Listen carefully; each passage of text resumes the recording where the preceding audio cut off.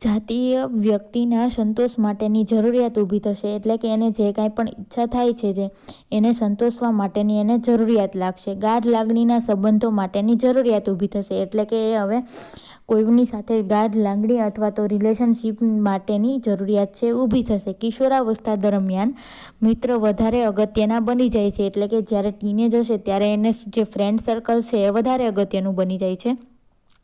કિશોરો માટે અને સમવયસ્ક જૂથના લોકપ્રિયતા અને સ્વીકૃતિ મેળવી એ મહત્વનું બની રહે છે.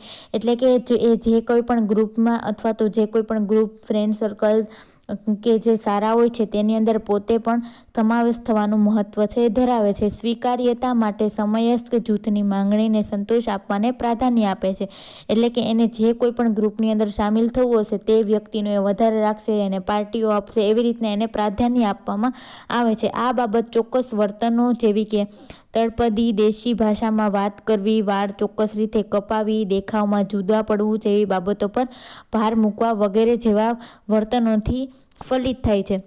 એટલે કે હવે શું કરશે, ચોક્કસ વર્તન જેવા કે તળપદી, એટલે કે ઘણી વખત છે આપણે કોઈ પણ તળપદી ભાષામાં છોકરાઓ છે વાત કરતા હોય છે, ચોક્કસ વાળ અલગ દેખાય એ રીતના કપાવતા હોય છે, અલગ રીતના દેખાય એવા જુદા કપડાં પહેરતા હોય છે, જેથી શું કરે એને ગ્રુપમાં એનું શું કહેવાય ભપકો પડે. એ માટે બાળકો અને પ્રૌઢથી અલગ પ્રકારના દેખાય અને મુખ્ય ભાર આપવામાં આવે છે. હવે એ આવું કરશે એટલે નાના બાળકોથી અને જે પ્રૌઢ જે થોડા મોટી ઉંમરના વ્યક્તિ છે એનાથી આવું કરવાથી એ શું કરશે, અલગ દેખાઈ આવે છે. આ અલગતા માટેની ઊભી થયેલી જરૂરિયાત કિશોરોમાં પોતાનામાં થતી સ્વજાગૃતિની સભાનતાના કારણે હોય છે. હવે આવું એ શું કરે છે તો કે પોતાની સ્વભાનતા કે પોતે જાતે છે બીજા કરતાં અલગ દેખાવા માંગે છે, સરસ દેખાવા માંગે છે, એનું પર્સનાલિટી સારી દેખાય એના માટે સભાનતાના કારણે બધું એ કરે છે. તેઓને પોતાની અલગ ઓળખાણ ઊભી કરવાની શું હોય છે, તમન્ના હોય છે. હવે શું આવ્યું તો કે કિશોરાવસ્થા દરમિયાન બૌદ્ધિક વિકાસ અને શારીરિક ફેરફારો. તો હવે એની અંદર જોઈએ તો કિશોરાવસ્થાની વિચારશક્તિનો મહત્વનો મુદ્દો છે. આયોજનબદ્ધ વિચારસરણી. કિશોરો પોતાની વિચારશક્તિને આયોજનબદ્ધ ગોઠવી શકે તેવી શક્તિ વિકસાવે છે.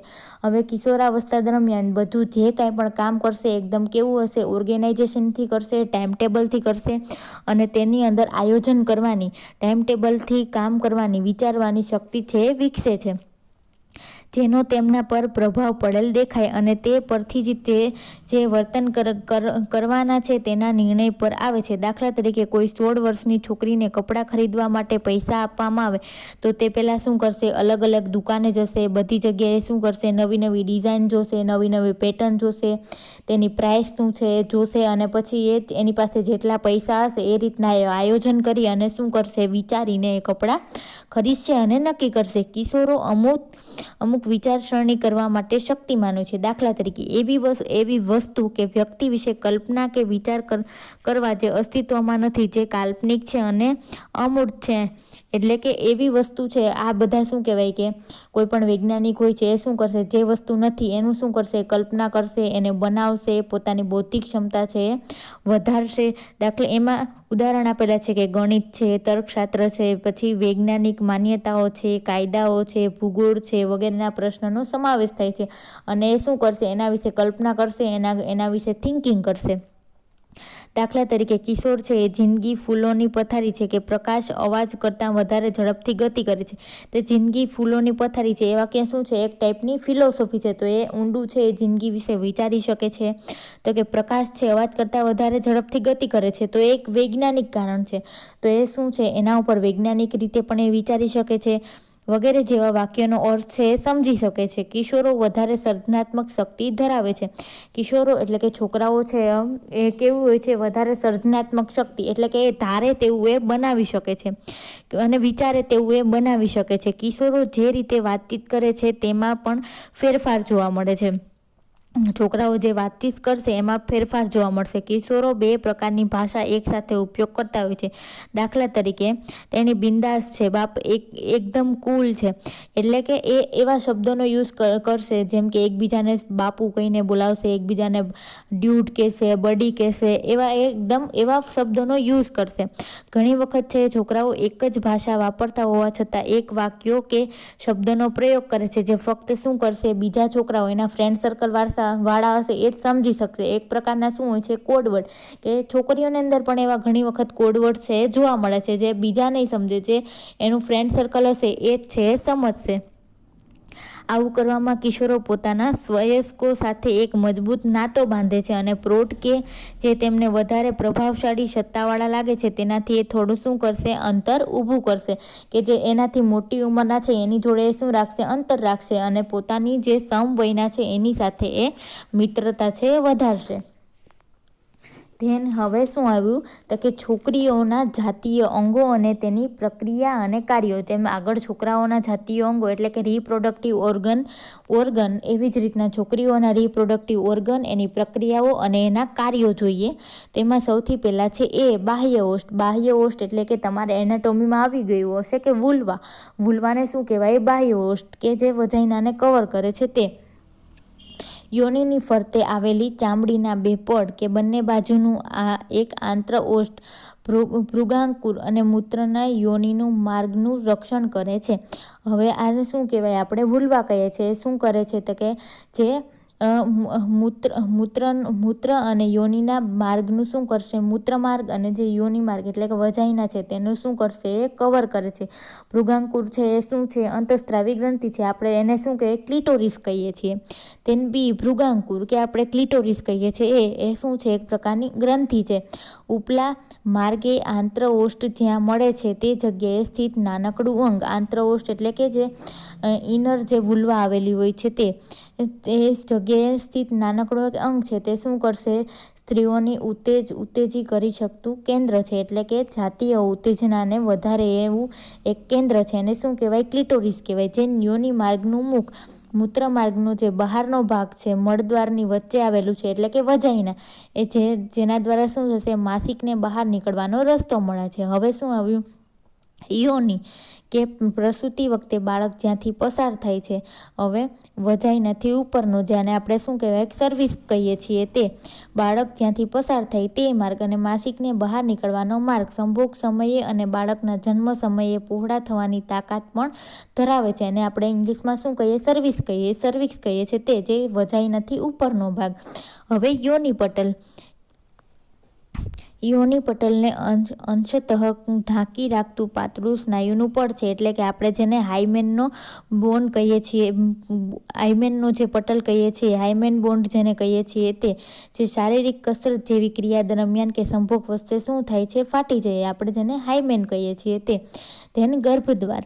મૂત્રાશય પાસે ખુલતું એક મુખ જે યોનિના ઉપલા ભાગમાં ખાસ ખુલે છે.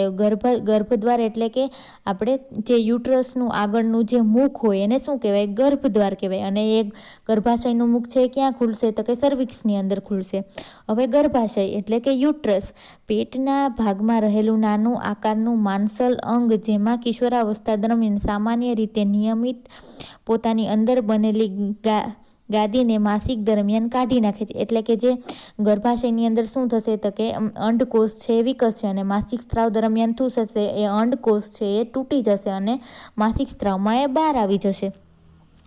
અને સગર્ભાવસ્થા દરમિયાન બાળકનો વિકાસ કેમાં થાય છે તો કે ગર્ભાશયમાં, યુટ્રસમાં. પછી અંડવાહિની તો કે જે અંડકોષનું વહન કરે એને શું કહેવાય? અંડવાહિની કહેવાય છે. બીજકોષથી ગર્ભાશય સુધી સ્ત્રી બીજને જવાનો માર્ગ, કે જે શું કહેવાય? કે જે બીજકોષ છે, જે શુક્રકોષ છે એ ક્યાંથી જે પેલામાં જશે? અંડકોષમાં ક્યારે મળશે તો કે અંડવાહિનીમાંથી પસાર થઈને. આ એ જગ્યા છે જ્યાં બીજનું શું થશે? ફલનીકરણ થશે. એટલે કે શુક્રકોષ અને અંડકોષ છે મળીને ફલિત થશે એ ભાગ. ધેન અંડકોષ તો કે લંબગોળ આકારનું સ્ત્રીના પેડુમાં રહેલું અંગ, કે શું છે? અંડકોષ એટલે કે અંડકોથળી, કે જે શું છે? સ્ત્રીની અંદર જાતિ જનન કરતું એ અંગ છે. અને કિશોરાવસ્થા દરમિયાન સામાન્ય રીતે સ્ત્રી બીજ છે એ શું પડશે? છૂટા પડવાનું શરૂ થશે. સ્ત્રીના જાતીય અંતઃસ્ત્રાવો પણ પેદા કરે છે. અંડકોષ છે એ શું કરશે? સ્ત્રીની અંદર સેક્સ્યુઅલ અંતઃસ્ત્રાવ છે એનું પ્રોડક્શન કરે છે. સ્ત્રી બીજ તો કે ટાંકણીના ઉપરના માથાના કદ જેવડું હોય છે. એનું કદ આપેલું છે કેવડું, તો કે ટાંકણીનું ઉપરનું જે માથું હોય છે, ટોચું છે, એના જેવડું. જો આ અંડકોષ છે એ શુક્રાણુને મળે તો શું થશે? ફલિત થશે અને તેમાંથી શું બનશે? બાળક બનશે. જો આ બીજ ફલિત ન થાય એટલે કે શુક્રાણુઓ ન મળે તો એ શું થશે? ગર્ભાશયમાં આવે છે અને ગર્ભાશયમાંથી એ તૂટી અને ક્યાં? માસિક સ્ત્રાવ થ્રુ એ બહાર નીકળી જાય છે. સ્ત્રી બીજનું છૂટું પડવું, તો કે અંડકોષમાંથી સ્ત્રી બીજનું છૂટું પડવું. સામાન્ય રીતે સ્ત્રી બીજ દર મહિને છૂટું પડતું હોય છે. હવે દર મહિને સ્ત્રી બીજ છે એ છૂટું પડે છે અને જો શુક્રાણુઓને મળે તો એનું શું થાય છે? ફલિત થાય છે અને બાળક બને છે. અને જો એ શુક્રાણુ ના મળે તો એ બીજ છે એ છૂટું પડી અને આખું લેયર તૂટી અને માસિક સ્ત્રાવ દ્વારા દર મહિને શું થઈ જાય છે? બહાર નીકળી જાય છે. આમ છે સ્ત્રી બીજ છે દર મહિને બને છે. ફલનીકરણ. ફલનીકરણ કોને કહેવાય? તો કે શુક્રાણુઓ એટલે કે પુરુષના જે શુક્રકોષો અને સ્ત્રીના અંડકોષો છે જો એ મળે તો એનું શું થશે? મિલન થશે અને એ શું થશે? ફલિત થશે અને બાળક બનશે. અને આ પ્રક્રિયા ક્યાં જોવા મળે છે? તો કે અંડવાહિનીની અંદર એ જોવા મળે છે. હવે છોકરા અને છોકરીઓમાં જાતીય પુખ્તતા નીચેના ક્રમમાં થતી હોય છે. હવે જાતીય સેક્સ્યુઅલ પુખ્તતા કઈ જોવા મળે છે તે આપણે છોકરા અને છોકરીઓમાં જોઈએ. તો એમાં છોકરાઓમાં જાતીય પુખ્તતા, તો કે છોકરીઓમાં જાતીય પુખ્તતામાં પહેલાં શું જોવા મળે? તો કે સ્તનનો વિકાસ થાય. આપણે આગળ જોયું તેમ સ્તનની અંદર શું 13 થી 18 વર્ષની અંદર છોકરીના સ્તનનો વિકાસ થાય છે. સમગ્ર કિશોરાવસ્થા દરમિયાન એટલે કે 13 થી 18 વર્ષની અંદર ધીમે ધીમે એમાં વિકાસ છે એ શરૂ રહે છે. જ્યારે છોકરાઓમાં શું જોવા મળે? તો કે એના જે વૃષણના કદમાં અને વૃષણ કોથળીનું જે કદ છે એની અંદર શું જોવા મળે છે? વૃદ્ધિ જોવા મળે છે, એ વધે છે. છોકરીઓમાં બીજું શું જોવા મળે? તો કે જાતીય અંગો આસપાસ શું જોવા મળે છે? વાળ જોવા મળે છે. હવે જાતીય અંગોની આસપાસ વાળ ઉત્પન્ન થાય છે. સ્ત્રીના અન્ય જાતીય અંગો જેવા કે બાહ્ય અંત્ર, ઓષ્ઠ, ભૃગાંકુર જેવા અંગોમાં વૃદ્ધિ થાય છે. એટલે કે વુલ્વા અને વજાઇના, પછી ક્લિટોરિસ જેવી ગ્લેન્ડ છે એની અંદર શું જોવા મળે છે? વૃદ્ધિ અને વિકાસ છે એ જોવા મળે છે. જાતીય અંગોની આસપાસના વિસ્તારમાં વાળ ઉગવા માંડે છે. હવે છોકરાઓની અંદર પણ શું થાય છે? એ જ વસ્તુ જોવા મળે છે.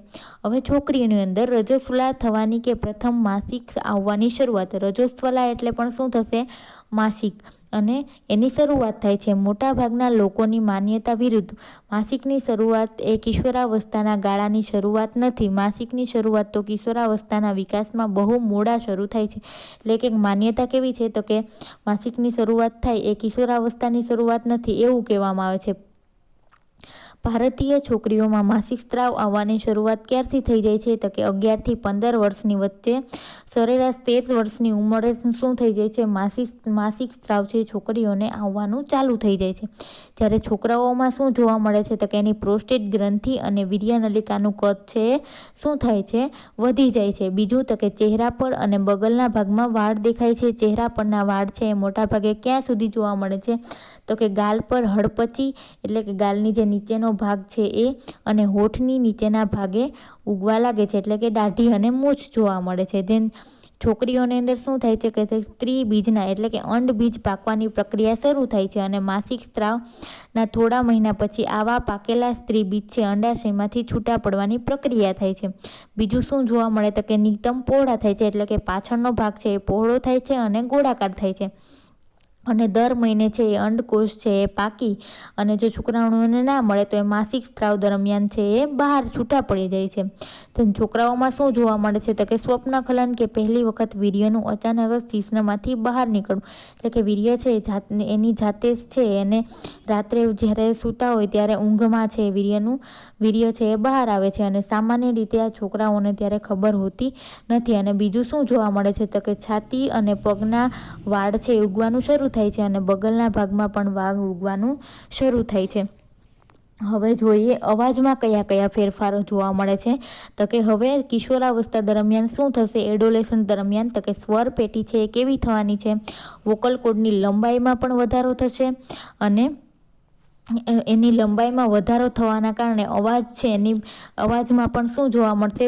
ફેરફાર જોવા મળશે. આના કારણે અવાજની માત્રા ઘટે છે, જેથી સ્વર છે એ વધારો ઘાટું થાય છે. અને આ રીતે જ્યારે વધારે અવાજ પરથી ઓછા અવાજ પરની પ્રક્રિયા ચાલતી હોય છે ત્યારે સ્વરમાં નિરંકુશપણે વધઘટ થતી રહે છે. હવે જ્યારે છે સ્વરપેટીની લંબાઈ છે એ વધતી હોય છે કે એમાં વિકાસ થાય ત્યારે ઘણી વખત છે અવાજ જાડો પાતળો છે થતો રહે છે. જ્યારે છોકરીઓનો અવાજ છે એ શું બને છે? પાતળો બને છે, અને છોકરાનો અવાજ છે એ ઘેરો અને જાડો બને છે. આવા ફેરફારો શા માટે થાય છે? હવે કિશોરાવસ્થા દરમિયાન બધા ફેરફારો શું કામ થાય છે તે આપેલું છે. તો કે બાળપણથી માંડીને કિશોરાવસ્થાના અંત સુધી થતા શારીરિક ફેરફારોનું આપણે મુખ્ય નર્વસ સિસ્ટમ દ્વારા નિયંત્રણ થાય છે. હવે નર્વસ સિસ્ટમમાં કયા કયા? તો કે મગજ છે, નાનું મગજ છે, મોટું મગજ છે, કરોડરજ્જુ છે, એક શું આવેલા છે? નર્વસ સિસ્ટમ છે. તો આ બધા ફેરફારો કોના કારણે થાય છે? તો કે આપણી જે નર્વસ સિસ્ટમ કાર્યરત છે એના કારણે આ બધા ફેરફારો છે જોવા મળે છે. તેઓ આ વિકાસના તબક્કાને અંતઃસ્ત્રાવી ગ્રંથિઓ જેવી કે પિટ્યુટરી ગ્રંથિ, થાઇરોઇડ ગ્રંથિ, એડ્રિનાલ ગ્રંથિ અંતઃસ્ત્રાવો પર કાબુ ધરાવતી નિયંત્રણ કરતા હોય છે. એટલે શું છે? આ બધી ગ્રંથિઓ છે એનું નિયંત્રણ કોના ઉપર છે? તો કે નર્વસ સિસ્ટમ ઉપર જ છે, મગજ ઉપર છે. તો આવી બધી ગ્રંથિઓ છે તેના અંતઃસ્ત્રાવોનો પણ વિકાસ થાય છે અને વૃદ્ધિ થાય છે, વધારે પ્રમાણમાં સિક્રિટ થાય છે. તેના કારણે આ બધા ફેરફારો છે કિશોરાવસ્થા દરમિયાન, એડોલેસન્ટ એજ દરમિયાન અથવા તો ટીનેજ દરમિયાન છે જોવા મળે છે.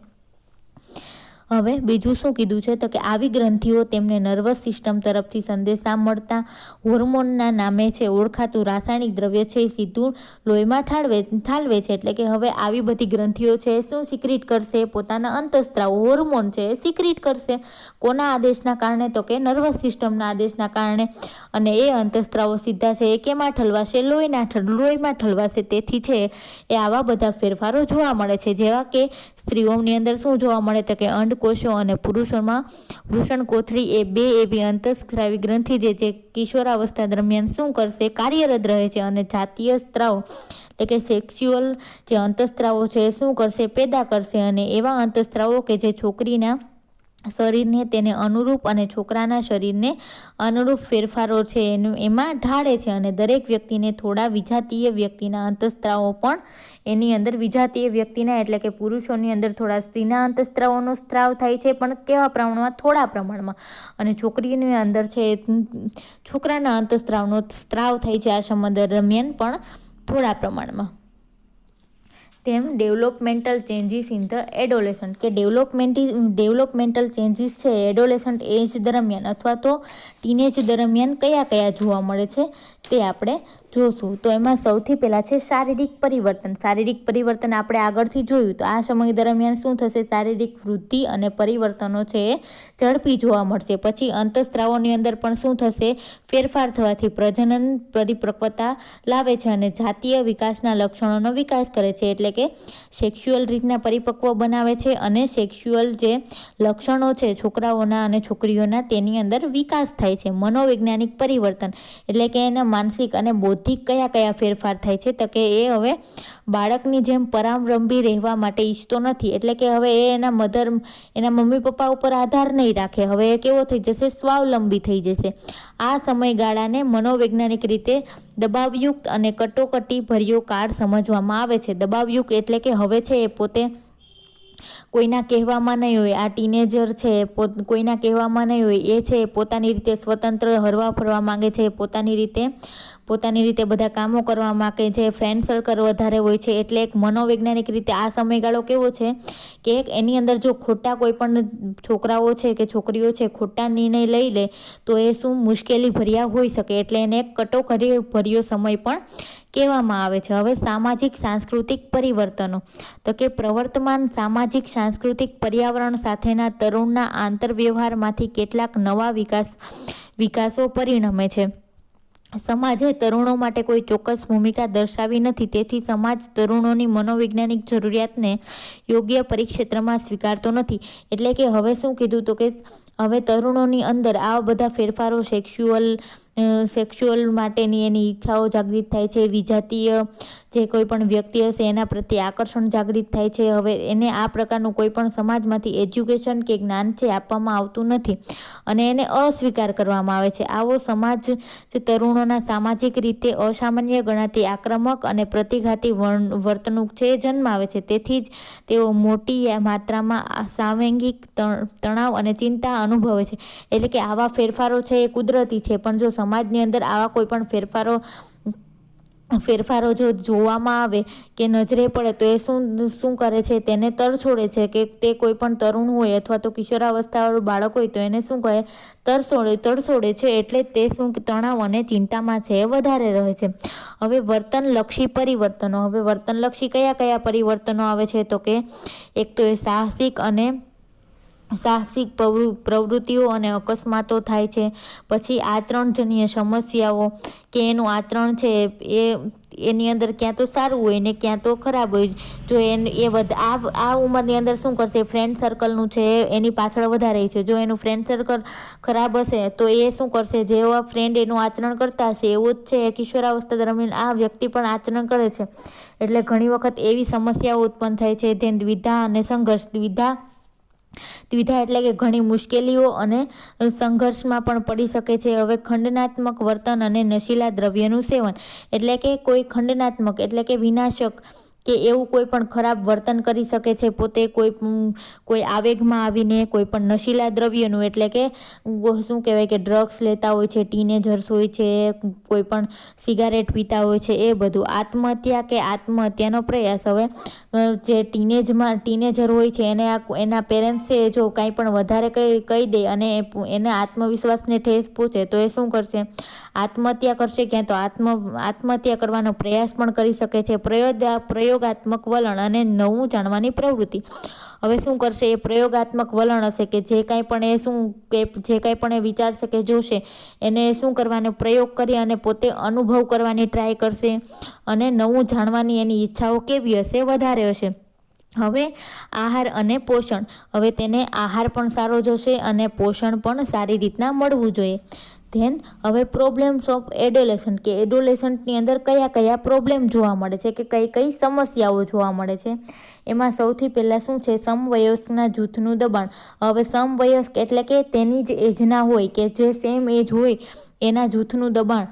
તો એની અંદર કઈ વસ્તુ જોવા મળે, તો કે તરુણોને પોતાના વિકાસના ગાળા દરમિયાન યોગ્ય માર્ગદર્શનના અભાવે, તે પોતાના સમવયસ્ક જૂથ આગળ નૈતિક હિંમતના અભાવે, હાંસીપાત્ર બનવાના ભયથી, સર્વથી અલગ પડી જવાની ભીતિથી અને પોતે પણ કંઈક છે તેવા અહમને પોષવા દબાય છે અને ભાગેડુ વૃત્તિનો ભાગ બને છે. એટલે શું થશે આની અંદર, કે કોઈ પણ છોકરો હશે એના ગ્રુપની અંદર કોઈ પણ સિગારેટ પીતા હશે, ડ્રગ્સ લેતા હશે, તો પોતે ગ્રુપની અંદર જોડાયેલે, પોતાને ખબર છે કે આનાથી નુકસાન થાય, આ કરવું એ યોગ્ય નથી, પણ એ ગ્રુપની અંદર પોતે છે એ જળવાઈ રહેવા માટે જ એ બીજા કરતા હશે એવું કરશે.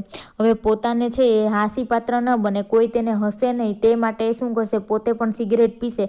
કે ઘણી વખત છે એ સિગરેટ ના પીતો હોય, પોતે ના લેતો હોય તો બધા એમ કે કેવી રીતના હસતા હોય કે તું તો હજી નાનો છું, તું તો હજી બચ્ચું છું, એમ કરીને એને હાંસીપાત્ર બનાવતા હોય. તો પોતાને ખબર હોય એ છતાં પણ એ આવી ભૂલો છે એ કરી બેસે છે. તે નશીલા અને માદક દ્રવ્યનું સેવન. તરુણો છે એ સમવયસ્કની હરોળમાં રહેવા સ્વાધીન બને છે અને નશીલા તથા માદક દ્રવ્યનું સેવન છે એ શરૂ કરી દેશે. સમવયસ્ક એટલે કે એના ગ્રુપમાં છે આવા કોઈ પણ દ્રવ્યો લેતા હોય કે સિગારેટ પીતા હોય તો પોતે પણ તે ગ્રુપમાં સ્વાધીન બનવા માટે અને તેની જોડે એની હરોળમાં ઊભો રહેવા માટે એને ખબર છે કે એ નુકસાનકારક છે, છતાં પણ એ લેવાનું શરૂ કરશે. સામાજિક નિયંત્રણો.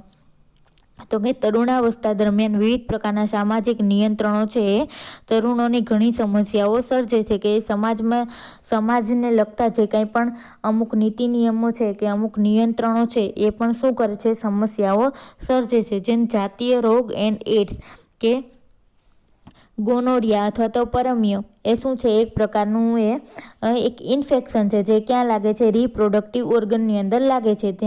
ધેન સિફિલિસ અથવા તો ચાંદીઓ તથા એડ્સ જેવા જાતીય રોગ અને ઝેરી કમળો થવાની શક્યતા પણ જોવા મળે છે. તરુણોની ઉપરોક્ત બધી સમસ્યાઓ તારુણ્ય શિક્ષણના અભાવે ઉદ્ભવે છે કે કિશોરાવસ્થાની અંદર જે સેક્સ્યુઅલ એજ્યુકેશન આપવું જોઈએ તે નથી મળતું. તેના કારણે છે આ બધા પ્રોબ્લેમ છે એ ઉદ્ભવે છે.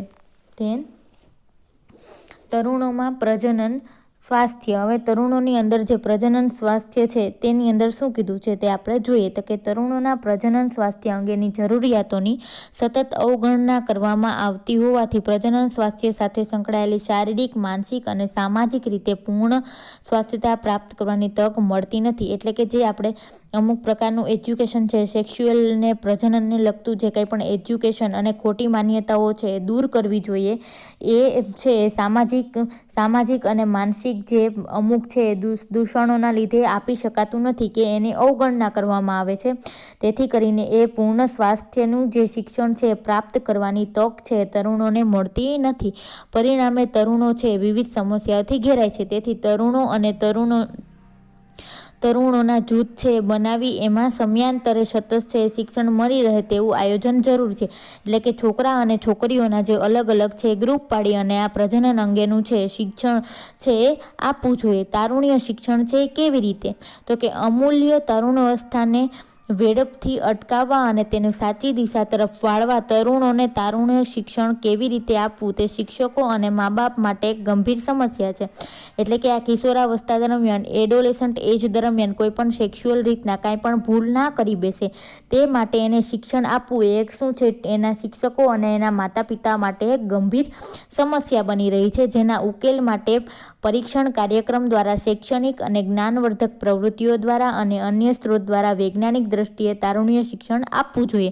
એટલે કે અમુક એવા પ્રશિક્ષણના કાર્યક્રમો દ્વારા, અમુક એવા શૈક્ષણિક અને જેનાથી જ્ઞાન વધે એવી પ્રવૃત્તિઓ દ્વારા અને બધા એના વૈજ્ઞાનિક દ્રષ્ટિકોણથી એને રીઝન સાથે એને શું આપવું જોઈએ? આ એજ્યુકેશન છે આપવું જોઈએ. તરુણાવસ્થા દરમિયાન તરુણોમાં થતા ઝડપી શારીરિક અને માનસિક વિકાસ અને સર્વાંગીક નોંધપાત્ર ફેરફાર અને વર્તનજન્ય વિરોધો તેમના મનમાં અસંખ્ય પ્રશ્નો છે એ પ્રેરે છે. એટલે કે હવે તરુણાવસ્થા દરમિયાન તેની બોડીમાં ફેરફાર થશે, તેને આવેગોની અંદર ફેરફાર થશે, તેના લાગણીઓની અંદર ફેરફાર થશે. તેના કારણે એની અંદર શું થાય છે? અસંખ્ય પ્રશ્નો છે એના મનની અંદર છે ઉદ્ભવે છે. તેઓ સામે અનેક ગંભીર સમસ્યાઓ ઉદ્ભવે છે. આથી શાળા શિક્ષણ દ્વારા, વિવિધ સંસ્થાઓ દ્વારા અથવા તો બીજા અનેક છે સ્ત્રોતો દ્વારા તેને શું આપવું જોઈએ? તારુણ્ય શિક્ષણ આપવું જોઈએ અને એને માર્ગદર્શન છે આપવું જોઈએ. હવે તરુણાવસ્થામાં અને યુવાનોમાં સર્વાંગી સ્વાસ્થ્ય માટે આટલું કરો કે હવે તરુણાવસ્થા દરમિયાન યુવાનીમાં કે બધી સર્વાંગી એટલે કે બધી જ પ્રકારનું સ્વાસ્થ્ય છે એ જળવાઈ રહે તે માટે શું કરવું જોઈએ?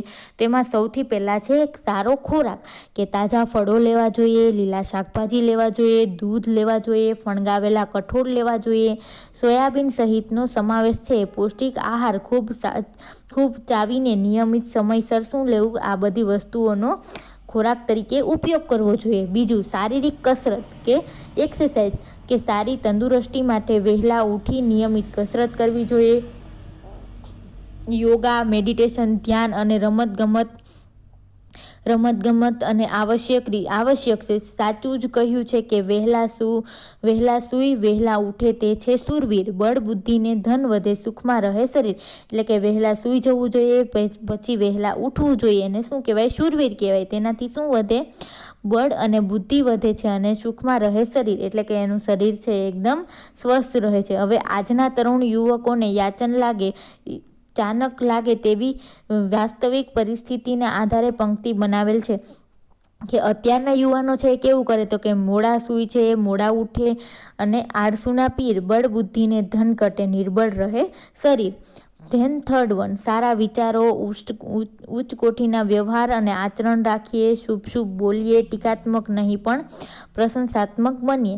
એટલે કે કેવું રહેવાનું તો કે સારા વિચારો રાખવાના, ઉચ્ચ કોટીના વ્યવહાર કરવાનો, વિનમ્રતાથી બધા જોડે વર્તવાનું, સારું આચરણ કરવાનું, સારા વ્યક્તિ હોય એનું અનુકરણ કરવાનું, સારું બોલવાનું અને કોઈ આપણી ટીકા કરે અથવા તો કોઈ આપણી ખોદણી કરે એના કરતાં પ્રશંસાત્મક બનવું જોઈએ. ધેન ચોથું, અભ્યાસક્રમની સાથે સાથે સહ-અભ્યાસ પ્રવૃત્તિઓ જેવી કે એટલે કે આપણી જે એજ્યુકેશનલ પ્રવૃત્તિઓ અને સાથે સાથે જે અધર રમતગમત છે, સાંસ્કૃતિક પ્રવૃત્તિઓ છે, યોગા છે, એક્સરસાઇઝ છે, ધ્યાન છે, સંગીત છે, તેમાં પણ સ્વેચ્છાએ ભાગ લેવો જોઈએ.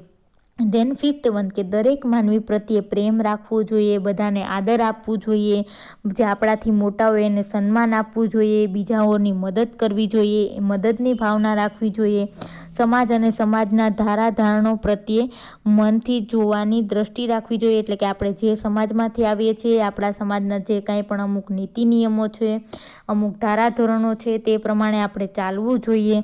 ઉચ્ચ ચારિત્ર નિર્માણ માટે ઉત્તમ વાંચન તથા સ્વામી વિવેકાનંદે કહ્યું તેમ એટલે કે ઉચ્ચ ચારિત્ર એટલે કે આપણું સારું કેરેક્ટર રહે તે માટે સારું વાંચન કરવું જોઈએ.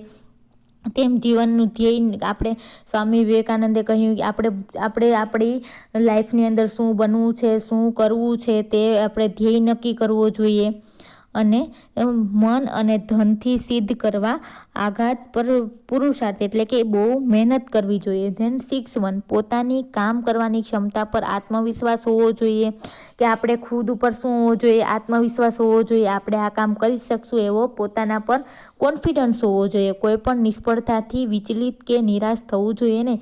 અને અમુક વખત છે મહેનત કરતાં કરતાં પણ જો નિષ્ફળતા મળે તો આપણે એનાથી વિચલિત કે નિરાશ કે આશા ખોઈ દેવી જોઈએ નહીં. ધેન 7th વન માનવ થઈને જન્મ્યા તો પ્રેમ રાખવો જોઈએ. આપણે એક મનુષ્ય તરીકે જન્મ્યા છીએ તો પ્રેમ રાખવો જોઈએ, દયા રાખવી જોઈએ. ધેન અહિંસાના પાઠ જીવનમાં, અહિંસા એટલે કે આપણે કોઈ ઉપર હાથ ન ઉઠાવવો જોઈએ અને જીવનમાં ઉતારી માનવતાવાદી સ્વભાવી બનવું જોઈએ. ધેન ફિકરની કાફી કરી મસ્ત બની, કોઈ પણ જાતની ફિકર કર્યા વગર આપણે મસ્ત બનીને જીવવું જોઈએ. મહામૂલી માનવ જિંદગીની મજાથી જીવવા માટે તેને મસ્તી મજા કરો અને હંમેશા હસતા રહેવું જોઈએ અને સૌને હસાવતા રહેવું જોઈએ. જીવનની દરેક પળે આનંદ લૂંટતા રહેવું જોઈએ અને સૌનો સાથ દીન દુખિયાની થાય એટલી સેવા કરવી જોઈએ. આપણાથી થાય તેટલી બીજાની સેવા કરવી જોઈએ. તેન તરુણાવસ્થા અને તેની ટેવો કે તરુણાવસ્થા દરમિયાન કઈ કઈ ટેવો છે એ જોવા મળે છે તે તો કે વ્યક્તિની ઉંમર છે 12 થી 18 વર્ષ વચ્ચેના સમયગાળાને આપણે ખબર જ છે કે તરુણાવસ્થા કહેવાય અથવા તો કિશોરાવસ્થા કહેવાય અથવા તો એડોલેસન્ટ એજ કહેવાય અથવા તો ટીનેજ કહેવાય. તરુણાવસ્થા એ બાળપણ અને પુખ્તતા વચ્ચેનો શું છે એક જોડતો સેતુ છે કે બાળપણ અને આગળની જે મોટી ઉંમરની એજ છે એ વચ્ચેની એટલે કે યુવાની કહેવાય અને એક જોડનાર શું છે સેતુ છે. તરુણાવસ્થાની સાથે ઘણી જૈવિક અને વર્તણૂક છે ફેરફાર જોવા મળે છે. વાસ્તવમાં તરુણાવસ્થા એ વ્યક્તિને માનસિક અને માનસશાસ્ત્રો સંબંધી વિકાસનો ઘણો સંવેદનશીલ તબક્કો છે. તરુણાવસ્થા એ ઉત્તેજના અને સાહસ માટે કુતૂહલતા જરૂરી છે. જેમ પ્રયોગથી સામાન્ય હેતુની સિદ્ધિ થાય છે તેમ કેફી પદાર્થો અને દારૂનું સેવન કરવા તરુણોને પ્રેરે છે. આમ તરુણો છે કુતૂહલતા અને પ્રયોગથી પ્રેરાઈને પ્રથમ વખત દારૂ અને કેફી પદાર્થનું સેવન કરે છે, પણ પછીથી તરુણો સમસ્યાનો સામનો કરવાને બદલે નાસી છૂટી એક શું બને છે બંધાણી બને છે.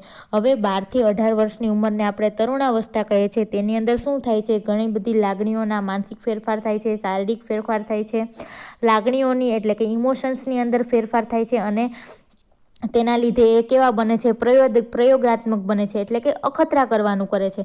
કે ડ્રગ્સ છે એ આપણે લઈએ તો કેવું લાગતું હશે, કે દારૂ પીએ અથવા તો કોઈ પણ કેફી દ્રવ્યો લઈએ તો કેવું લાગતું હશે, એવા પ્રયોગ કરવાના બહાને એ શું કરે છે પ્રથમ વખત ટ્રાય કરે છે અને છેવટે એ શું થાય છે એનાથી ટેવાઈ જાય છે અને એના બંધાણી બને છે.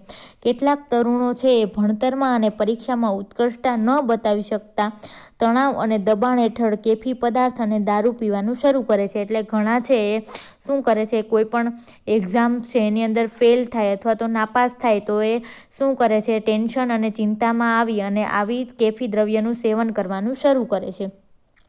આ પણ શરૂઆતનું મુખ્ય કારણ બને છે. સમાચાર પત્રો, ચલચિત્રો, ઇન્ટરનેટ અને દૂરદર્શન દ્વારા પ્રચાર અને પૂરતી સમજ આપીને આ આદતો દૂર કરવા માટે મહત્વનો ભાગ ભજવી શકે છે. એટલે કે આપણે સમાચારની અંદર એવા લેખો છપાવીને અથવા તો એવા કોઈ પણ ચલચિત્રો આપણે દોરીને ઇન્ટરનેટ ઉપર કે દૂરદર્શનમાં એટલે કે ટીવીની અંદર એવા નશાબંધીના કાર્યક્રમો કરીને આપણે શું કરી શકીએ છીએ, એને દૂર કરવાનો ભાગ છે એ ભજવી શકીએ છીએ. કેફી પદાર્થ અને દારૂની આદતો માટે બીજા કારણો પણ સંકળાયેલા છે. આવી આદતો છે એના કારણો બીજા કયા કયા છે, જેવા કે કુટુંબની રચનામાં અસ્થિરતા અને આર્થિક સ્થિતિને લીધે ભરણપોષણ ન થવું તેમજ કુટુંબના દબાણો વગેરેનો સમાવેશ થાય છે. એટલે કે કુટુંબની અંદર જો કંઈ પણ ઝઘડાઓ થતા હોય, પૈસા ટકા કંઈ પણ નબળાઈ હોય, કોઈનું ભરણપોષણ ના થતું હોય અથવા તો કુટુંબની અંદરથી કોઈ પણ એવા દબાણ હોય તો તેના કારણે પણ એ આવા નશાકારક દ્રવ્યો લેવા માટે પ્રેરાઈ શકે છે. બાંધાણી અને પરાધીનતા. હવે એને બંધાણ થઈ જાય અને એને પરાધીન થઈ જાય કે એને આધીન થઈ જાય. તો એની અંદર શું કીધું તો કે યુવાનો છે કાલ્પનિક લાભોને કારણે કેફી પદાર્થોનો ટૂંકા સમયાંતરે વારંવાર ઉપયોગ કરે છે. એટલે કે આ કેફી દ્રવ્યો લે એટલે એની જે કંઈ પણ મુશ્કેલીઓ છે, કંઈ પણ ચિંતા હશે તો એ થોડાક સમય માટે શું થશે, એ ભૂલી જશે. એટલા માટે એ થોડીક માટેની કાલ્પનિક લાભોના કારણે ટૂંકા સમયાંતરે શું કરે છે, વારંવાર આ બધા દ્રવ્યો છે એનું સેવન કરવા માંડે છે અને બંધાણી બને છે. બંધાણી મનની વૃત્તિઓનું જોડાણ થવાના કારણે નિશ્ચિત અસરો જેવી કે ઉલ્લાસની અનુભૂતિ અને ક્ષણિક લાગણી સાથે કેફી પદાર્થ અને દારૂ પણ જોડાય છે. એટલે ઘણી વખત છે કાંઈ પણ આનંદમાં આવીને પાર્ટીઓ કરતા હોય છે, એની અંદર એ ઘણી વખત પાર્ટીની અંદર દારૂ લે ક્યારેક અને એ પછી એ શું બને છે, ક્યારેકમાંથી એ બંધાણી બની જાય છે. તેના કારણે તેને તેની જરૂર ન હોવા છતાં પણ તેમજ કેટલીક વાર તેનો ઉપયોગ કરી રહે છે અને નુકસાનકારક હોવાનું જાણવા છતાં પણ શું કરે છે, તો ક્યારેક ઉપયોગ કરતા હોય અને પછી એ શું બને છે, ધીમે ધીમે કાંઈ એની જરૂર ના હોય છતાં પણ એની શું કરશે, બંધાણી બને છે અને એને ખબર છે કે એ શું કહેવાય કે નુકસાનકારક છે તે છતાં પણ એનો એ ઉપયોગ કરે છે. કેફી પદાર્થો વારંવાર ઉપયોગ કરવાથી આપણા શરીરમાં રહેલ સંવેદના ગ્રાહકની સહનશીલતાનો આંક છે ઊંચો જાય છે, જેના લીધે ત્યારે ફક્ત નિયંત્રણ સંવેદના ગ્રાહકો પ્રતિભાવ આપે છે. જ્યારે કેફી પદાર્થ કે દારૂ વધારે માત્રામાં લેવામાં આવે તો આને બંધાણીની પરાધીનતા પણ કહી શકાય છે. એટલે કે હવે એના જે કાંઈ પણ સંવેદનશીલ પાર્ટ છે એ કોના બંધાણી થઈ જાય છે, કોને આધીન થઈ જાય છે, તો કે દારૂ અને કેફી પદાર્થને આધીન થઈ જાય છે. આમ એકવાર પણ કેફી પદાર્થ લેવાથી બંધાણી થવાના પૂર્વ સંકેત છે આપે છે. કેફી પદાર્થ અને દારૂમાં રહેલી વ્યસનની છુપી શક્તિ તે બંધાણીને દુષ્કર્મમાં ખેંચી જાય છે. એટલે કે દારૂ પીને દુષ્કર્મ એટલે કે ઘણી વખત ઘરમાં ઝઘડાઓ કરશે, એ મારામારી કરશે તો આવા દુષ્કર્મો છે એ ખેંચી જાય છે. બંધાણીની પરાધીનતાના પરિણામે આવા બધું એ થાય છે.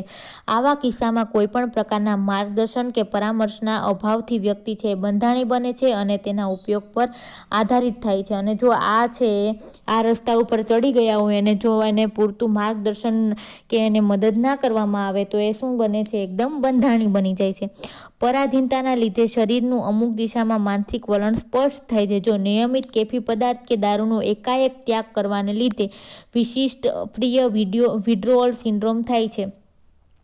હવે શું થશે, હવે અમુક રીતે જો હવે આ દારૂ લેતા હોય અને જો એ અચાનક જ છોડી દે તો વિડ્રો કરી દે. વિડ્રો કરવું એટલે કે છોડી દેવું. તો એની અંદર શું જોવા મળે છે, વિડ્રોઅલ સિન્ડ્રોમ, કે આ દારૂ પીતા હોય અથવા તો કોઈ પણ ડ્રગ્સ લેતા હોય અને જો એ અચાનક જ મૂકી દે, એ છોડી દે, બંધ કરી દે તો એની અંદર શું જોવા મળે છે, વિડ્રોઅલ સિન્ડ્રોમ જોવા મળે છે. શું કામ, તો કે હવે એનું શરીર છે એ વસ્તુનું એકદમ કેવું થઈ ગયું, બંધાણી થઈ ગયું, એને આદત થઈ ગઈ. અને જો આપણે આદતથી આપણે એને એકાએક છે છોડાવી દઈએ, મૂકી દઈએ તો વિડ્રોઅલ સિન્ડ્રોમ છે જોવા મળે છે.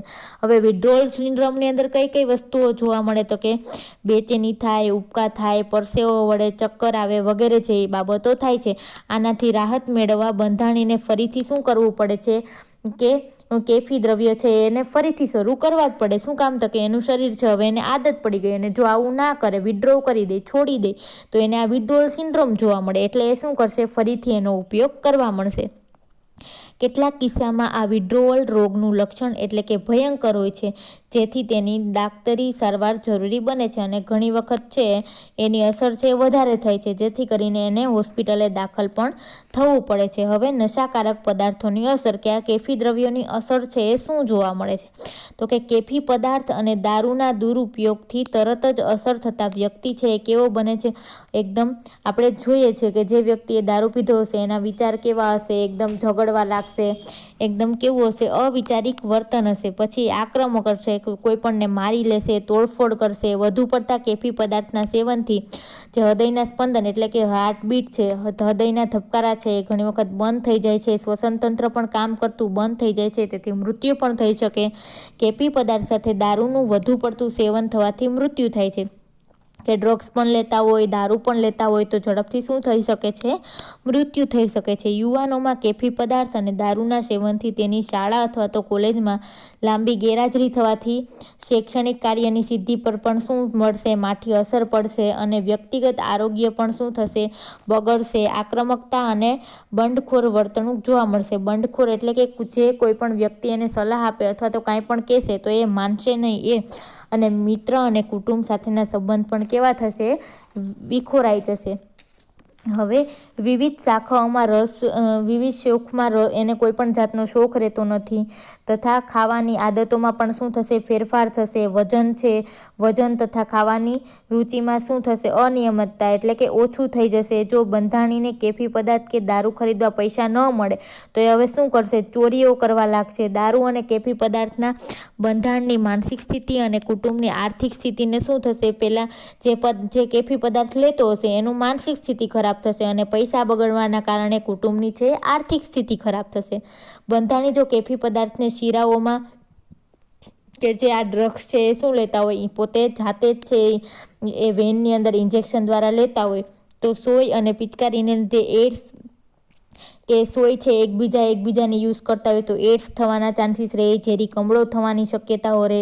તરુણાવસ્થામાં દારૂના સેવનની લાંબા ગાળાની અસર છે. લાંબા ગાળા સુધી જો દારૂ લે તો એની અસર જોવા મળે છે. દારૂ અને કેફી પદાર્થના દીર્ઘકાલીન એટલે કે લાંબા સમય સુધી જો સેવનથી સિરોસિસ જેવા યકૃતના, લીવર સિરોસિસ આપણે કહીએ તે યકૃતના ગંભીર રોગ થાય છે અને ચેતાતંત્રને પણ શું કરશે, નુકસાન થાય છે. અને સગર્ભાવસ્થા દરમિયાન કેફી પદાર્થ અને દારૂનું સેવનથી શું થશે, ગર્ભ પર પણ અસર થશે.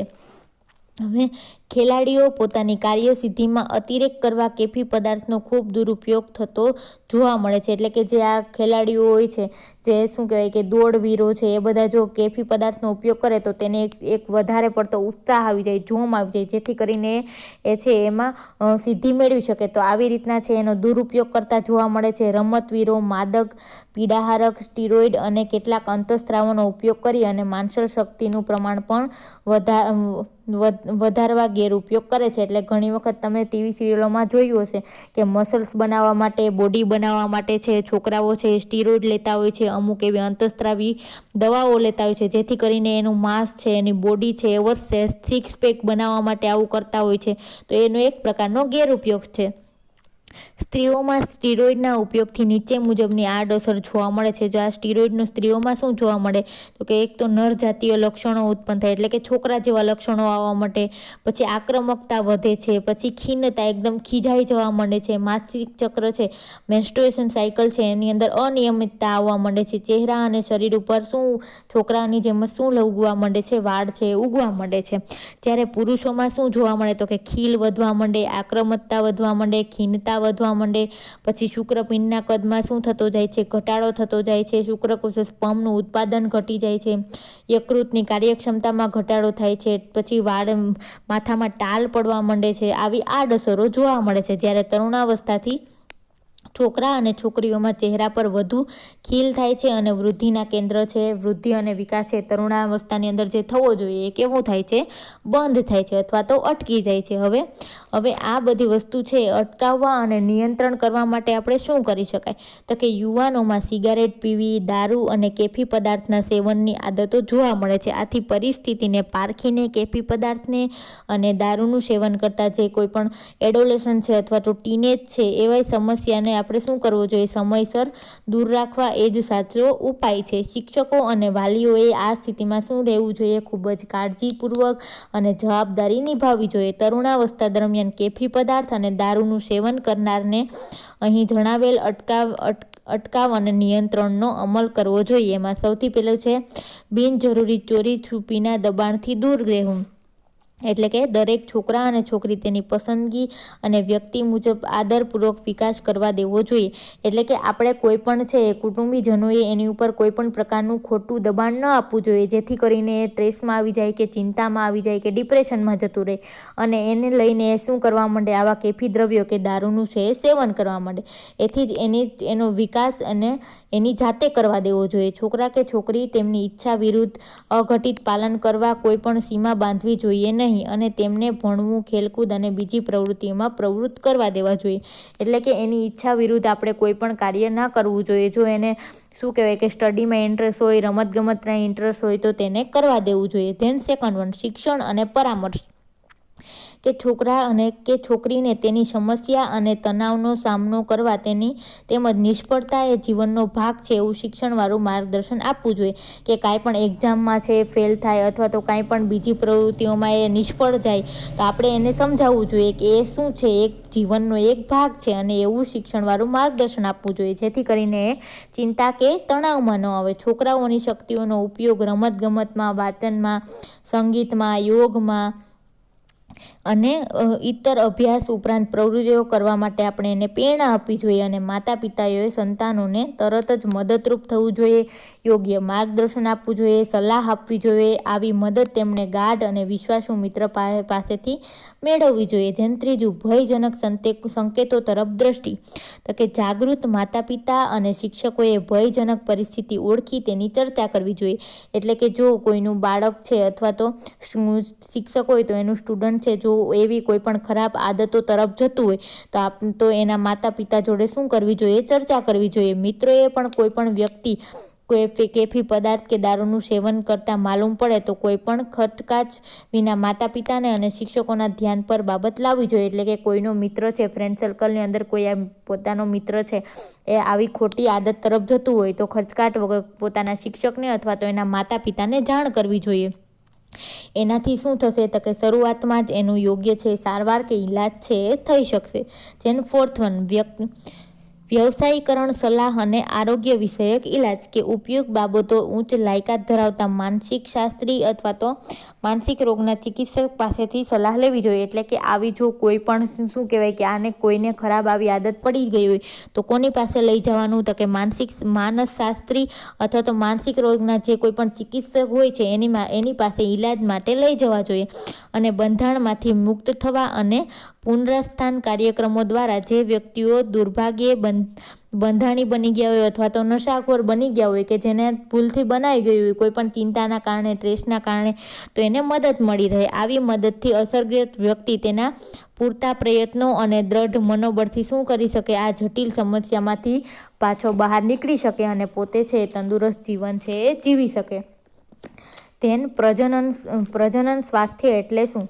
એટલે કે સેક્સ એજ્યુકેશન એટલે શું? તો આપણે એની અંદર જોઈએ તો સૌથી પહેલાં છે પ્રજનન સ્વાસ્થ્યના ક્ષેત્રમાં માતા પિતા અને બાળકનો શારીરિક, માનસિક અને સામાજિક સુખાકારીનો અનુભવ એટલે પ્રજનન સ્વાસ્થ્ય એમ કહી શકાય. તો એની અંદર શું કીધું છે? તો કે પ્રજનન સ્વાસ્થ્ય એના સંકલ્પના અને આદર્શો. તો કે પ્રજનન સ્વાસ્થ્ય કાર્યક્રમ અમલ દ્વારા એવી પરિસ્થિતિ નિર્માણ કરવી જોઈએ. કેવી? તો કે જેમાં નાગરિકોમાં પ્રજનન માટેની અને પ્રજનન નિયંત્રણ માટેની ક્ષમતા હોય. કેવી પરિસ્થિતિ? તો કે નાગરિકોની અંદર શું હોવી જોઈએ? એની અંદર જાગૃતતા હોવી જોઈએ. જે સેક્સ્યુઅલ એક્ટિવિટી માટેની અને પ્રજનન નિયંત્રણ માટેની કે એની ઉપર કંટ્રોલ કરી શકે તેવી ક્ષમતા હોવી જોઈએ. સ્ત્રીઓ સગર્ભાવસ્થા અને બાળક જન્મના તબક્કા દરમિયાન સલામત હોય. હવે સ્ત્રીઓ છે પ્રેગ્નન્સી દરમિયાન અને જ્યારે બાળકને બર્થ આપવાની હોય તે સમયે કેવી હોવી જોઈએ? સલામત હોવી જોઈએ. એવું નહીં કે કોઈ પણ શું કહેવાય કે મુશ્કેલીમાંથી પસાર થાય. આખી પ્રક્રિયાના પરિણામે જન્મનાર બાળકની સુરક્ષા અને માતાની સલામતી અને સુખાકારી જળવાઈ રહેવી જોઈએ. હવે પ્રજનન પછી જો શું કહેવાય પ્રેગ્નન્સી રહે તો પ્રેગ્નન્સી દરમિયાન બાળક છે જન્મનો સમય હોય તે દરમિયાન બાળકની અને માતાની બંનેની સુખાકારી અને એની સલામતી છે એ જળવાઈ રહેવી જોઈએ. દંપતી એટલે કે પતિ પત્ની ગર્ભાવસ્થાના અને જાતીય ચેપના ભય વગર સહજીવન જાતીય જીવન જીવી શકે, એટલે કે સગર્ભાવસ્થા દરમિયાન અને જાતીય ચેપ એટલે કે રિપ્રોડક્ટિવ ઓર્ગનને લગતા જે સેક્સ્યુઅલ એક્ટિવિટીના લીધે જે ચેપ લાગે છે એના ભય વગર છે જાતીય જીવન જીવી શકે. દંપતીને જ્યારે બાળકની આવશ્યકતા લાગે ત્યારે જ છે સગર્ભાવસ્થા થાય, એટલે કે જ્યારે છે અમુક સમય પછી જ્યારે દંપતીને પતિ પત્નીને એમ થાય કે હવે બાળકની જરૂર છે ત્યારે તે સગર્ભા થાય. તેની ગર્ભાવસ્થા સલામતીપૂર્વક પાર પડે ત્યારે પ્રેગ્નન્સી હોય, ડ્યુરિંગ પ્રેગ્નન્સી છે માતાને કોઈ પણ પ્રકારની મુશ્કેલી પડવી ના જોઈએ. સલામતી જળવાઈ રહે તેવી પ્રસૂતિ સેવાઓ તેમને મળી રહે, એટલે કે બાળકનો જન્મ થાય ત્યારે પ્રસૂતિ દરમિયાન એને સારી સેવાઓ મળી રહેવી જોઈએ, અથવા તો હોસ્પિટલની અંદર અથવા તો એને 108 અથવા તો ખિલખિલાટ જેવી છે એને સુવિધાઓ છે મળી રહેવી જોઈએ. સગર્ભાવસ્થાના અંતે જન્મેલ બાળક અને તે પ્રક્રિયામાંથી પસાર થયેલ માતા છે કેવા હોવા જોઈએ? બંને સલામત અને કુશળ હોવા જોઈએ. પ્રજનન તંત્રના ચેપથી થતી તકલીફો અને લેગોની તપાસ છે, નિદાન અને સારવાર, એટલે કે પ્રજનન તંત્રને લગતા જે કાંઈ પણ ચેપો છે, જે સેક્સ્યુઅલ એક્ટિવિટીના લીધે જે આ HIV છે, હિપેટાઇટિસ છે, એવા ચેપ લાગે એનું શું નિદાન અને તપાસ છે અને એની ટ્રીટમેન્ટ થવી જોઈએ. પછી માસિક બહુ અનિયમિત કે બહુ વધુ પડતું આવે, શરીર ધોવાય, શરીર ખસવું, કાયામાં ચાંદા પડવા, કમરનો દુખાવો થવો, ખૂબ જ જાડાપણું, કેન્સરની વહેલી તપાસ અને સારવાર થાય. ગર્ભાવસ્થા અટકાવવાના સાધનો અંગે પૂરતી માહિતી મળે તથા તેને પસંદગી મુજબ સાધન મળે, એટલે કે ગર્ભાવસ્થા અટકાવવા માટેના સાધનોને કોન્ડમ છે, કોપરટી છે, એવી બધી વસ્તુ છે પૂરતા પ્રમાણમાં મળી રહેવી જોઈએ. જેમ જાતીય રોગથી તથા એડ્સ, એવીએડ્સ જેવા ચેપથી તેઓ બચી શકે, કે આ બધી વસ્તુનો ઉપયોગ કરીને એનાથી એ બચી શકે. જે દંપતીને બાળકની ઝંખના હોય છતાં વંધ્યત્વ હોય કે એને બાળક ના થતું હોય તો તેને યોગ્ય માર્ગદર્શન આપવું જોઈએ. ખોળે લેવા એટલે દત્તક લેવાની સલાહ છે એ આપવી જોઈએ. સ્ત્રી જાતિ અને પુરુષ જાતિ વચ્ચે શું રાખવું જોઈએ? એટલે કે સ્ત્રી અને પુરુષો છે એક સમાન રાખવા જોઈએ, સમોવડિયા રાખવા જોઈએ, જેથી કરીને છે સમાજની અંદર સ્ત્રીઓનો પણ એક પ્રતિષ્ઠા છે એ જળવાઈ રહે. તરુણાવસ્થા અને યુવાવસ્થામાં જાતીય શિક્ષણ એટલે કે સેક્સ એજ્યુકેશન અને કુટુંબ જીવન શિક્ષણ આપી, એટલે કુટુંબની અંદર કઈ રીતના જીવવું એ શિક્ષણ આપી અને એક જવાબદાર માતા પિતા છે એ બની શકાય. હવે જાગૃતિ જાણકારીને માંગણી લાવે સર્વ સ્વાસ્થ્ય સેવાઓ તાણી જાણો જાગો માંગો ને માણો. હવે એ એક શું છે? એક પંક્તિ છે. પ્રજનન અને બાળ સ્વાસ્થ્ય કાર્યક્રમની સફળતાના 3 આધારસ્તંભ, કે કયા આધારસ્તંભ છે? તો કે વિકેન્દ્રિત લાભાર્થી લક્ષી આયોજનો, એટલે કે જે કંઈ પણ શું કહેવાય કે બધાને કેન્દ્રિત કરતું, બધાને લાભ મળે તેવા આયોજનો, લોક આગેવાનો અને સમુદાયોનો જન સહયોગ, એટલે કે બીજા જે કંઈ પણ સમાજની અંદર જે કંઈ પણ આગેવાનો હોય છે, ઘણી વખત કેમ્પો યોજતા હોય છે, તેવા સમુદાયો છે શું કરશે? સહયોગ આપે. તેને શૈક્ષણિક અને સેવાકીય પ્રવૃત્તિઓ થકી ગુણવત્તાસભર સેવાઓ, કે શૈક્ષણિક અમુક સંસ્થાઓ છે, અમુક સેવાકીય સંસ્થાઓ છે શું કરશે? ગુણવત્તાસભર સેવાઓ આપે. તેના કારણે આ સફળતા છે મળે છે. હવે ગ્રામ કક્ષાએ પ્રજનન સ્વાસ્થ્ય અંગેનું સંકલન, કે ગ્રામ્ય કક્ષાએ કઈ રીતના સંકલિત થાય? તો કે આરોગ્ય સંસ્થાઓ ગામની અંદર શું હશે? તો કે સામૂહિક આરોગ્ય કેન્દ્ર હશે, PHC હશે, એના દ્વારા. પછી શૈક્ષણિક સંસ્થાઓ, અમુક જે શૈક્ષણિક સંસ્થાઓ કાર્યરત હશે તે. પછી સ્વૈચ્છિક સંસ્થાઓની અંદર શું આવશે? તો કે મહિલા સ્વાસ્થ્ય સંઘ છે, મહિલા મંડળ છે, શું કરશે? બધી સ્ત્રીઓને સેક્સ્યુઅલ એજ્યુકેશન આપશે. પછી આંગણવાડીની બહેનો છે, નર્સ બહેનો છે, એ પણ શું આપશે? ઘરે ઘરે જઈ અને સ્ત્રીઓને શું આપશે? શિક્ષણ આપશે. સેક્સ્યુઅલ એક્ટિવિટીને લગતું, પ્રજનનને લગતું. સરકારી અને ખાનગી દવાખાનાઓમાં પણ મદદ મળી રહે છે. ગ્રામ પંચાયત, સહકારી મંડળીઓ છે. ધેન મોટિવેશન, કે મહિલા ગ્રામ આરોગ્ય માર્ગદર્શકની અંદર જે મહિલા નું આખું જે સંગઠન હોય છે તે, શિક્ષકો છે, સેવાભાવી જે બીજા અધર જે ભાઈ બહેનો હોય છે જે વોલેન્ટિયર્સ તરીકે પોતાની રીતે કાર્ય કરતા હોય છે તે. હવે નેક્સ્ટ વિડીયોની અંદર આપણે care of the adolescent girl વિશે લર્ન કરીશું.